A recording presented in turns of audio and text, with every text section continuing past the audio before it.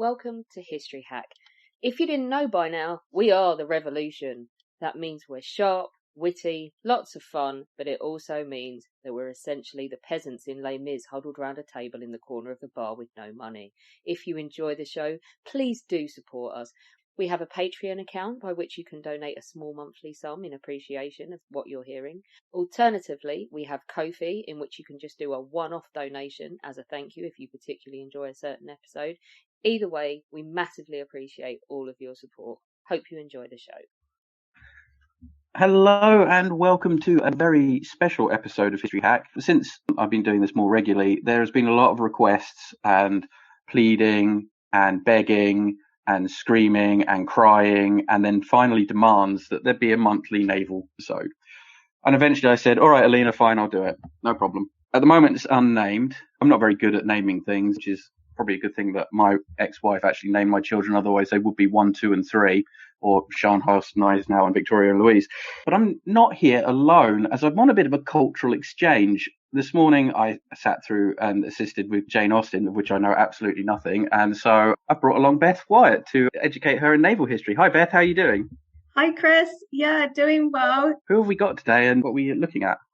Yeah, so our guest today is Alexander Rose, and Alex is a journalist and historian who has written the New York Times bestseller Washington Spies, the story of America's first spy ring, which AMC picked up and made turn Washington Spies, as well as Empires of the Sky and Kings of the North.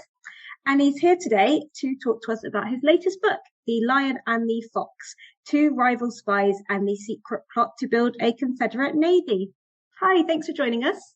Well, thanks for having me on. This book is fantastic. We're urging people to buy it at the end as well. This was something that I hadn't really thought about in context of the American Civil War. Everyone tends to think about the land campaigns. But let's set the scene. Confederacy has risen. They've attacked Fort Sumter and started the Civil War. And obviously, the North holds the Navy. Why is this a big problem for the Confederacy? The reason is the Union Navy, Lincoln's Navy, which was not powerful by any means. It was, on an absolute basis. I mean, compared to the Royal Navy or the French Navy, it was like a gnat. It didn't really count. But it was a lot more powerful than the Confederate Navy, which at that time, at the beginning of the war, consisted of precisely one blue water ship. So really, there wasn't a lot to work with. The danger to the Confederacy is that first, they have no real industrial capacity. They don't have the ability to build ships, unlike the North. Second, the North is a major industrial power in and of itself, and it has the ability to rapidly acquire or build ships of its own. So that Navy, it's a bit of a pipsqueak, can rapidly grow. Now, the real danger to the South is that when that Union Navy grows, it begins to impose or enforce rather the blockade of the entire southern coast, all the way from Virginia, all the way down to the Gulf of Mexico. Now, since the South isn't really economically self-sufficient, it has to import and export in order to survive and in order to, grow, sort of improve or strengthen its sinews for this war that has just begun. So that's the real danger here. It's the danger of not a sudden strike. It's more of a, like a snake's bite. It's more of like an anaconda effect. You're just going to be slowly strangled by the North. So the South has to break free of that grip. That's its main, its main responsibility or task here. What kind of items are the South in need of that obviously the blockade is stopping? Well, pretty much everything. It ranges from, they weren't even printing their own Bibles. They had to import Bibles to distribute to their troops. That's how, unself-sufficient they were. I mean, it was a kind of a backward rural society compared to the much more industrialized North. Now, it doesn't mean that, that it doesn't have any industry at all. It could build, say, railway or locomotives. It could build a ship or two, but it didn't really it couldn't really expand past that. Now, this is a war that's breaking out that is sort of, has elements of a modern war in it. It has railways and, new types of weapons and all that kind of stuff. And it's going to be a long war. But the South does have one treasure. It has one big thing that nobody else has, and that is it has the world's largest supply of high-grade cotton, raw cotton, picked in the fields by, a massive slave labor force and exported mostly to Britain. I mean, the vast majority of it to Britain, which is the world's greatest importer and exporter of textiles at the time.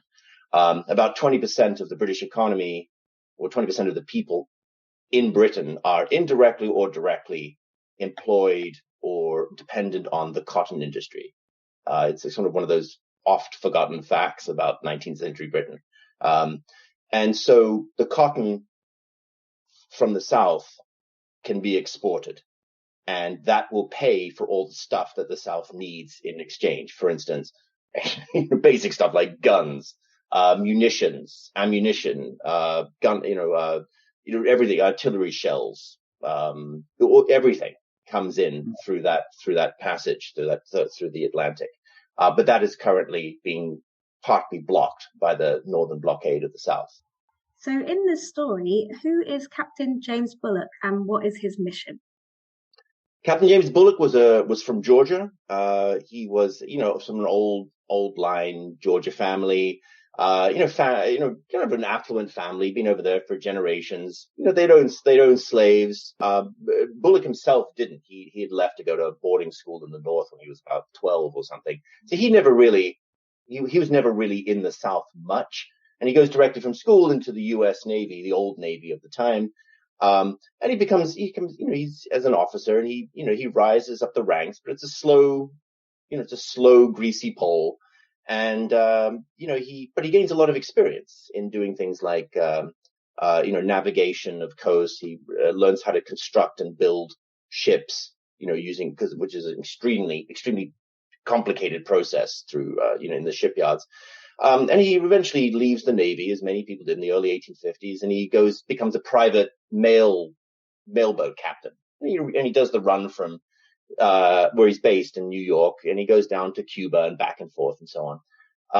And he makes a bit of money. He's called up at the beginning of the war, and he has to make a choice about whether he wants to, stay as he is in the North, or whether he will join the nascent Confederate Navy. And he makes a choice for the South, even though, as he says, I don't have any property there. I don't have any interest there. It's just, I think it's like a romantic attachment to the good old Georgia kind of stuff. But he turns out he's a perfect recruit for the secret world to kind of use an anachronism, the Confederate Secret Service. And that is, he's clean. The North doesn't know about him. He's not involved with any skullduggery or anything. He is a fantastic recruit. And so he gets sent over to Liverpool, in England, obviously. And his job is to build, acquire, commission a secret Confederate fleet consisting of blockade runners and commerce raiders and ironclad rams, in order to fit out the Confederate Navy. And that will the real point being to break that blockade and to destroy the U.S. Navy. So that's his job from day one, and he could just continues on it throughout the war. Yeah, he has quite a fascinating career. I won't drop too many spoilers, but it almost brings Britain into the war. Palmerston, the Prime Minister, says that the Royal Navy and Great Britain are in a position to inflict a severe blow upon and to read a lesson to the United States, which will not soon be forgotten. So what kind of, I'm trying not to use it, I'm going to have to say it, the Midway vernacular, of what kind of cock-ups caused Britain and the North to be on the brink of war? Well, what you have to understand is that Britain at the beginning of the war was in a kind of a tricky position. It was the world's hyperpower. The Confederacy has a lot of friends in Britain. I mean, a lot of friends. The vast majority of the House of Commons, for instance, were very pro-Confederate. It's not because they loved slavery. They all kind of just thought it was one of these vestigial relics that would eventually disappear. But the fact is that the cotton is the blood of the economy. And again, there's also a romantic attachment. These Confederate plantation owners were kind of misconceived. as, kind of these sort of, aristocrats just like us, big landowners, good chaps all around. And so there was this, and so the Confederacy wanted to lure Britain into declaring for the South against the North in a kind of an Anglo-Confederate alliance, and that would mean that the Royal Navy, for instance, would attack the U.S. Navy, and British soldiers could invade the North from Canada. I mean, there's a lot of would have been a great move if you could pull it off. So the Confederacy's job is to pull Britain in. Britain is not a big fan of the North. It thinks they're a bunch of, tariff-obsessed vulgarians like Lincoln, who's very anti-British and so. So there's not a lot of friends there, and they're also big economic competitors as well. But at the same time, they're not stupid, and they don't want to be lured into somebody else's war. So what the British do is that they, at the beginning of the war, I think it's Russell who says, there's this argument and there's that argument for and against going in, but for God's sake, let's keep out of it. So what Britain wanted to do was basically wait and see, see who was winning and then kind of, support that side. It's just, power politics, the usual stuff. The thing we normally do. Yeah, France did exactly the same. It's sort of sensible, it's a sensible diplomatic move. No, of course, that annoys both the Confederates and it annoys both the Union because, while they're not recognizing the Confederacy as an independent state, they're not doing that either. And for the Confederacy, they were heavily disappointed that the Brits hadn't come in for them, just hadn't swooped in to save them. So basically what you have is, a kind of a tense situation in 1861 between Britain and the Union. There's a lot of people agitating for Britain to declare war against the Union. And what it needs is a spark. And that spark is presented by, Captain Charles Wilkes, who's a U.S. Navy captain, really accomplished sailor, like Captain Bligh. I mean, this guy sort of explored the deepest Pacific before the war and did an incredible job of it. But he was also a martinet who had a habit of court-martialing junior officers whenever they disagreed with him. Anyway, he comes in he's sailing a frigate, I think, and this is in November, I think, 1861. And he comes across a British mail packet carrying two Southern diplomats called Mason and Slidell, who are coming to Britain on a British ship in order to try and discuss this alliance. He said he declares them contraband of war, and he takes them prisoner, takes them off the ship, and runs off. This creates a colossal firestorm in Britain because what you have is this, this impertinent Wilkes fellow stopping and boarding a free British ship, commercial ship, and then kidnapping and shanghaiing two diplomats from a nation that Britain wasn't at war with. So it's called the Trent affair because the ship was called the RMS Trent. And the two sides, in Britain, there's like Confederate flags everywhere. The newspapers are hammering away at the Union saying we need to go to war now. It gets all a bit jingoey, the whole thing. Lord Palmerston, from that quote that you mentioned earlier, is kind of getting a bit gunboat on this, getting very excited at this blow against a more proper, and it's Russell who kind of sides with Prince Albert, who's ailing at the time, to sort of calm things down. And they intervene with this, and they come to an agreement that, look, they talk to Lincoln privately, and they say, look, just give back the two diplomats and kind of make an apology, and we can make this go away. Because nobody really wants war. Lincoln, to his great credit, says, okay, fine. And he orders the release of the prisoners. He doesn't make an apology, though. He doesn't go that far. But, Russell decides that he'll overlook it. And so peace is restored. It's one of these, it's a great crisis. but during it, the Confederates are over the moon, because this is it. This is the great spark that will push Britain into war against the Union. This is what they've been waiting for. They're happy as Larry about it.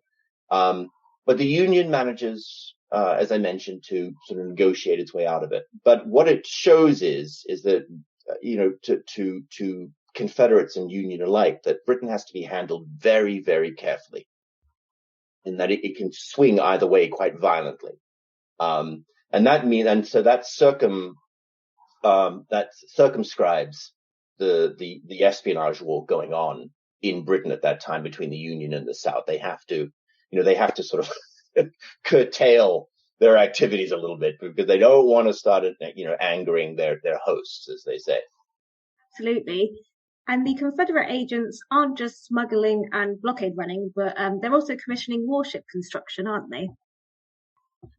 Yes, the Confederates had a 3-phase plan. The first was to build a swarm of blockade runners. These were small, light, flighty ships whose only job was to sneak in and out of southern ports, carrying, they would say cargo, the Union would say contraband, of cotton going out, and they would stop off at Nassau and then transship to a bigger ship going to Liverpool, and in return bringing back in the munitions, arms, all sorts of stuff coming back in, even drugs, like laudanum for operations in ether and so on for the new surgery that was going on in the battlefield. So that is designed to poke holes and keep in the blockade and keep the South alive. Stage 2 was to build commerce raiders, and these would later become the famous CSS Florida and Alabama and Shenandoah, but focusing on the Florida and Alabama first. Their job was to go out there and just sink as many Union merchant vessels as possible, sink their cargo. And the plan there was for, to provoke northern businessmen into pushing Lincoln into seeking an armistice with the South, a kind of a ceasefire. That's what the South wanted. The South didn't have to win the war. It just had not to lose it. And Lincoln eventually, this was the plan, of course, Lincoln eventually would have to seek a kind of a ceasefire, and then they would spend the next 5 years negotiating the border and slavery and all this kind of stuff. And then the third stage was that if that didn't work, then they would send out 2 of the most modern warships of the time. These were Ironclads. This was a great time of the transition from wooden sail ships to iron steamships. And these things were, they were a really advanced weapons platform. They had, rotating turrets, gun turrets. They had thick armor. And, most impressively, they had this gigantic ram at the front of them underneath the prow. And their job was to just go out there and ram U.S. Navy warships. I mean, basically drown them at sea. And that would finally break the Union once they started really losing, their ships. That would be the end of the blockade. The South would be free to import and export, and the war could continue. So that was the essential plan here. Obviously, that takes quite a lot of resources, and it's not something you can secretly build. You can't secretly have warships being constructed. And the Union, although I'm sure the Confederacy would have preferred that the Union were a bit daft and not really involved, they were involved, and they have their own agents in England. How do they try to stop this building program, and how successful? Because obviously Britain are trying to stay neutral, and building warships for any side in a war is frowned upon, and the British government were keen not to get involved. So what were the Union spies trying to do to stop it, and how were they trying to convince the British authorities that this was going on and get them to stop it? Well, the essential problem facing the Union in Britain was that, for the most part, until the Ironclad rams came about, but that was significantly later in the war, was that these weren't warships. These were, freighters, cargo ships. They were, little pleasure yachts. I mean, you could, sailing ships. You could disguise commerce raiders like the Alabama and the Florida and the blockade runners as just regular civilian ships.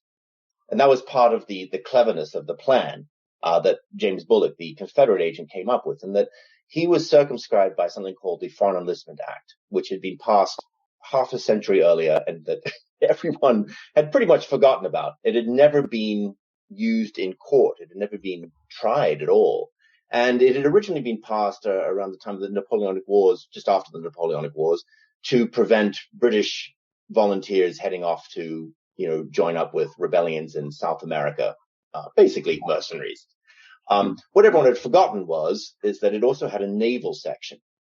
And that naval section was very, very clear on that you are not allowed to build, commission, purchase, acquire in any way, or equip, or fit out as a warship in Britain, in British waters, that was going to be used in a war in which Britain was not involved, or against a power that Britain was friendly with. And Britain was friendly technically with both sides.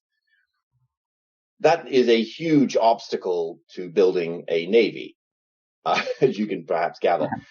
And that's why Bullock read the legislation, he read the law very, very carefully, and he found a loophole in it. And that is that it didn't say that you couldn't build a civilian ship that was later turned into a warship in, say, neutral waters, international waters. So what he would do was that he would disguise these ships like the Alabama and the Florida, and he would, civilian ships, and there wouldn't be any armaments aboard. Nothing. I mean, they were completely, whistle clean. And, he would outfit them for long naval voyages, as what you would do if you were a merchant. And what he could do was he would also purchase an old tender, an old freighter that nobody would notice in, say, London or Glasgow or somewhere. And he would fill it with the cannons, the armaments, all that kind of stuff, which you could buy legally. It's weird. You could buy the arms. You just couldn't put them on a ship. And so then the two ships would then rendezvous somewhere way out in the Atlantic, well away from prying eyes. And there the armaments and so forth would be transferred over to the civilian ship, which was always hidden under a different name. And then Confederate officers and men would come aboard, and they would commission that ship into the Confederate Navy, and it would sort of emerge from the chrysalis as this beautiful, brand new battleship or warship that nobody had known about. See, that's the game. So what the Union has to do, and the Union effort was run by a man called Thomas Dudley, and he was this sort of modest. He was the son of a modest Quaker farmer, very, very different from Bullock. Bullock was this dexterous, cat-like, sort of feline, well, fox-like of the title. He had a quite ironic, worldly, cynical, that kind of thing. Whereas Dudley lacked any discernible sense of humor whatsoever. But he was a lion. I mean, he was completely rigid. He was he was an abolitionist, a strict abolitionist from decades earlier. I mean, he used to go down south disguised as a southern slave trader and buy slaves and bring them back up north, which was, a very dangerous occupation. It's very easy to end up on the side of a road somewhere and nobody finds out about it, if you get caught. And he had gone over to Liverpool just by happenstance as the consul. Low diplomatic position. He was just supposed to be there for a year. He pulled some strings for Lincoln and for the election. He was a sort of stout Republican, and he just happened to be there, and he loathes Bullock. I mean, he just thinks he's the scum of the earth, and he thinks the Confederacy is the scum of the earth, and that he will uproot them and destroy them, whatever it takes, whatever it costs. And he knows that Bullock is evading the law. He knows what he's doing, but he can't prove it. This is still a legal system. You can't just, Dudley cannot just point a finger at Bullock and go to the authorities and say that guy is breaking the law. A, because he's not breaking the law. He's keeping strictly to the law. And B, you have to persuade, the officials to act on this. not just, it's like you have to collect a huge amount of evidence. You have to put spies into their shipyards, all of whom are working hand in glove with Bullock. They're all in this sort of cone of silence. So what Dudley does is he has to acquire all of these affidavits and, as I said, detectives and spies, and he has to search around. And again, he's in Liverpool, which is a very anti-union city. So he's in a real hostile ground. Now you have to remember that Liverpool at the time was a heavily pro-Confederate city. When Bullock first showed up in Liverpool back in 1861, he said there was more Confederate bunting there, more flags in the streets celebrating the South than there were actually in the capital of the South, of Richmond. So it was friendly territory to him. I mean, Bullock could count on all the shipyards, all the shipyard owners, all of the politicians, all of the merchants, most of the sailors, to kind of be on his side. This was going to be easy, he thought, building all these ships. And it was for a while until he ran into Thomas Dudley, the Union consul. And Dudley initially makes mistakes. I mean, a lot of mistakes. He's being run ragged by Bullock. Bullock is a kind of a magician. I mean, he can see round corners. He can predict what Dudley's going to do at any given time and take evasive action. The guy is just this sort of Penn and Teller of spies. And Dudley can't work it out. Like, he doesn't understand how he's constantly being outplayed. And so he makes mistake after mistake, but he recruits. Eventually he wises up a bit. And that's part of the arc of his character in the book. And that Dudley, he recruits an Irish detective called Maguire, who used to be on the police force, and now he's a sort of a private investigator, investigating, tailing people for their divorces and so on. And, but Maguire is the guy who knows his way around Liverpool. He knows the ins and outs. He knows the taverns. He knows how the place works. And remember, Dudley at the time is this nice local sort of conveyancing solicitor type from New Jersey. He doesn't know anything. And so Maguire kind of serves as a sort of Virgil guiding Dante down through the Inferno. And, over time, it takes a long time, and he makes bad errors and he messes up, and, and Bullock, evades his snares all the time, constantly. But eventually Dudley manages to bag Bullock and sort of nail him to the wall. It's a kind of a mixed metaphor there. But he eventually manages to persuade the British to start investigating Bullock's so-called legal commissioning of this navy. And that's when they really start getting into this cat and mouse, this cat versus cat scenario where they're both trying to outwit and outfox each other. Something there slightly. I know that went off a little bit. No, that was fine. I think okay. Yeah. Did you have any other comments, Chris, or shall I move to the next question? Yeah, you go for it. Go for it. Okay. Great. And you've mentioned earlier in our discussion the Florida and the Alabama. Could you tell us a little bit more about how successful they were in these missions? Yeah, they were quite successful. I mean, they were feared on the open sea.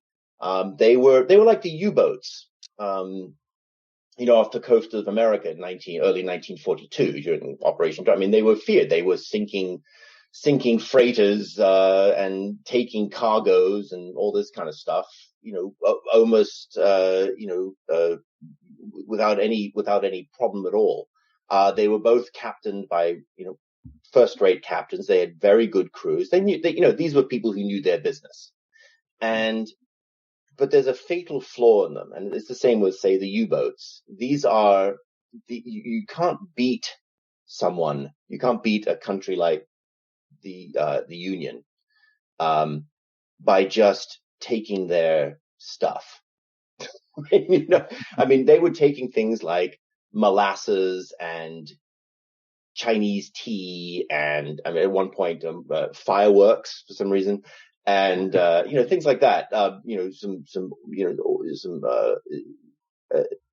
Various foods and all this kind of stuff. The problem is that these are pantry goods. I mean, they're useful if you want to bring them back to the South and give them out to your people and so on. But there's no way the Union is going to surrender just because they've just lost a few 100 gallons of molasses. It's just not going to happen. This is the major misconception that they have. So they can, and now, if Bullock had succeeded in building, I don't know, 12 of these things, and they had been ranging far and wide, all over the place and just rampaging through the Union merchant fleets, then that probably would have put a lot more pressure on on Lincoln, and that would have fulfilled the plan. But as it was, with just two, they just simply didn't have the numbers to do what they were supposed to do. And the reason why they only had two was because Dudley in Liverpool was making damn sure that he was frustrating Bullock at every turn by then. So that's what his main job was. He couldn't stop everything, but he could stop a lot of it. And that was the key to his success. I specialize in First World War German commerce traders, and the German Navy had several massive drawbacks with them. Did the Alabama suffer as well from having to constantly source ammunition and then worry about battle damage? Because like a German cruiser like the Emden, if she took any damage, there was no way for her to get repaired. If she finished up her ammunition, that was it. She couldn't get any more. Did the Alabama and the Florida have a similar sort of problem? That's a good question. No, not really. One reason being is that they didn't really, 98% of the time, they didn't tangle with warships that could actually damage them. they took, they took merchant vessels who weren't going to put up much of a fight. So they didn't really incur much damage. Now you get sea damage, you get broken masts and you get broken down engines and all this kind of stuff, from being at sea for a very long time. But there were any number of friendly ports they could go into. One of the biggest for them, the major ones, was Nassau, which was a British owned, but it was it was a very friendly port for the South. It was a kind of almost like Switzerland in World War II. It was this kind of this hotbed of espionage and dubious dealings and that kind of thing. So they could pull in there and get things repaired without too much of a problem. But it didn't really happen that often. They weren't fighting very much. No, so it's always the aim to avoid the enemy warships, but every now and then you accidentally bumble into one. So I guess they were quite lucky. The Alabama, or I can't remember which one. They did actually. It was quite embarrassing for the Union. I think they managed to take a ship full of U.S. Marines who just instantly surrendered. But again, these are pinpricks. Compared to the giant land war that was going on, and that this was part of that bigger scheme. It just couldn't topple the Union by taking some guys prisoner, or even sinking a small schooner or armed schooner. It's not going to make that much difference to the war effort. But we have someone called Clarence Young who turns up, and he has the potential to have a huge effect on the situation, doesn't he? Yeah, the Clarence Young's interesting because I won't say too much about it, but the reason why Bullock seemed to have this magical ability to know what Dudley was going to do is because he knew what Dudley was going to do. And the reason he knew that was that he had again, to use a bit of an anachronism, a mole or an agent, a friend in the Foreign Office in London. And this friend he was in charge of the American desk at the end. So he saw all the correspondence between between Dudley's contacts at the U.S. Embassy in London and the Foreign Office. And so whenever there was a raid that was about to happen or anything like that, there was going to be a customs inspection of this so-called merchant ship in Liverpool, he would be able to tip off Bullock, and Bullock would be able to get the ship out, manage to clean up the crime scene, so to speak, before anyone happened across it. Dudley, unbeknownst to Bullock, also has a man inside, though again it was just an act and he was a walk-in. And it was a guy called Clarence Young, who's this young fellow that Bullock had recruited and trusted. He was essentially his private secretary. And, he had seen all the correspondence that Bullock had made, the secret stuff that he was making deals with the shipyards. And it was well known that he was recruiting British subjects into the Confederate Navy, which again, really was breaking the law. And he was, arranging for armaments to be put on board the Florida and the Alabama and so forth when they were out in international waters. So it was a known conspiracy. Clarence Young is an awful man, but you kind of feel he's a bit pitiable at the same time. He was put aboard the Alabama as the purser, just to keep an eye on the money. And of course, he and the captain hate each other. Young is a bit of a spoiled brat, gets drunk all the time, which really didn't go well with Captain Raphael Seames of the Alabama, who had a no-nonsense attitude towards, he had robust views on law and order at sea, let's put it that way. And, he just dumps Clarence Young in Jamaica. He just leaves him behind one day. He just says, I've had enough. Drums him off the ship. Young being quite enterprising, manages to kind of hook up with a local woman, and together they kind of get married. And he didn't really bother telling her that there was already a Mrs. Young, but she was in the South somewhere. So there were two Mrs. Youngs around. And they go back to Liverpool, and he's very, very angry, and he blames Bullock for putting him in this mess. And so he dumps the second Mrs. Young in Liverpool. I mean, it wasn't very, very gallant. And he tries to sneak aboard a ship going back to America, you see. But he runs out of money. So what he does is he says, you know what? I hate Bullock, and I hate this guy. So I'm going to go to the guy who paid me for information at the U.S. Embassy. He walks into the American Embassy and says, guys, have I got a secret for you? And this is the mother of all secrets. And it's in one of these weird historical coincidences that at that exact moment, Dudley arrives from Liverpool carrying a sheaf of papers, tons and tons of sensitive documents, dealing with, all signed by Clarence Young, and dealing with this exact same subject. It's just a coincidence. And the reason is that the second Mrs. Young, who aggrieved herself, had gone to Dudley and said, would you like all of these papers that Clarence has left behind? So of course he buys them. Now what happens is that Clarence just blows the gaff. I mean, Clarence Young knows everything about this, about what Bullock has been doing. And so, and he's the key. So at that point, Dudley starts putting together the biggest legal case, and he's going, with Clarence Young as the star witness, and they are going to break Bullock once and for all. They're going to expose him. They're going to put him in jail. They're going to put all of his accomplices in jail. This whole thing's going to go down. And it all ends in disaster, but that's a whole different subject, and you'll have to buy the book to find out the exciting conclusion of that episode. I have to say respect to the second wife as well. She's dumped in Liverpool. He's trying to go off on, find another ship and all these things. So I just quite like the fact that she's like, oh, he left these papers here. I might be able to sell them. They're interesting. That's exactly, yeah. No, she was a woman who knew her own mind on this one, and she knew that this would, how much these things were worth.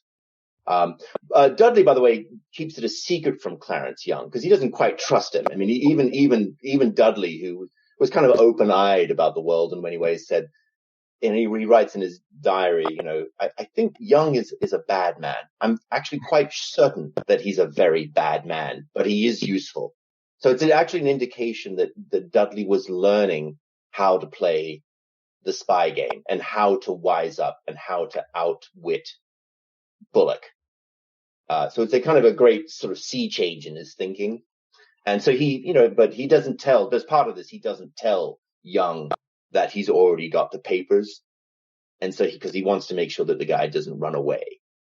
Right. So he also withholds money from him. He puts him into safe houses and things like that to keep him away from the Confederates, who might very well try and kidnap him and bring him back to the South for, as they say, questioning.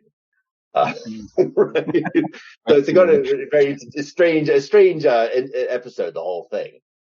And returning to Bullock, his most audacious move was to try and build ironclad warships. How did that pan out for him? Well, Bullock at some point has to build these warships as part of stage 3 of the plan. Now, you cannot hide a ironclad ram and claim that it's a civilian ship. You just simply can't do it. He has to use a different method to get these out. And so what he comes up with is this sort of Byzantine plan involving, it's quite complicated, but in a nutshell, involving this rather dubious French financier who used to be a shoemaker but made a fortune in Egypt with his, through his contacts with the Pasha, the Khedive of Egypt, and who was a kind of an amusing character in his own right. And essentially, these ships were allegedly commissioned by the Khedive of Egypt for his own Egyptian navy, and they were going to be brokered and paid for by this French financier. And that would leave Bullock out of it. Bullock would, keep his name out of it. There'd be no papers between him and the shipyard. The shipyard would be selling the ships, so to speak, to the French businessmen who would be selling them on to the Egyptians. So it was all legitimate. You could do that. Egypt was a friend of Britain. It was and it was a good commission. And at the same time, the Chinese emperor was commissioning a small fleet in Liverpool. It was a fairly, normal transaction. Of course, it sets off Dudley's alarm bells because he knows that there's something going on, but he can't pierce this carapace of silence. It's very, very difficult to break into this. So it's a kind of a complicated story. It's a very interesting one about how Dudley then manages to gather the evidence and then on top of that persuade the British government to act on this and to shut down this operation once and for all. And so that's the sort of the conclusion of the book. But it's a fantastic story about this whole very questionable a bit of arms dealing here and there. But that's what hangs Bullock in the end. I mean, not literally, but they're all gentle about it. Nobody gets hanged in this, but it essentially ends the operation in many ways. Originally, I was going to ask what happens to the key players because it's so interesting, but I think people should go away and read this book because it is genuinely, it's not often that I pick up a book that I can't put down. And literally for the last 2 weeks, I've been reading this book continually and it's fantastic. So Alex, would you mind telling us again the title of your book? The title of the book is The Lion and the Fox, Two Rival Spies and the Secret Plot to Build a Confederate Navy. But it's, I designed it I wrote it as a quick, easy, kind of thrilling read. Also, Alex, where else if people are interested in your work and what projects you're working on and things you have worked on, where else can they find you on the internet? I run a small, free newsletter on Substack called Spionage, which deals with sort of, old world spying and historical intelligence, stuff that interests me from ancient Assyria up to sort of World War II, the 1950s. And there's also my website, which is www.alexrose.com. And, I put all the stuff about my books there. And I have a Twitter as well, which I occasionally deal with. It's pretty easy to find me.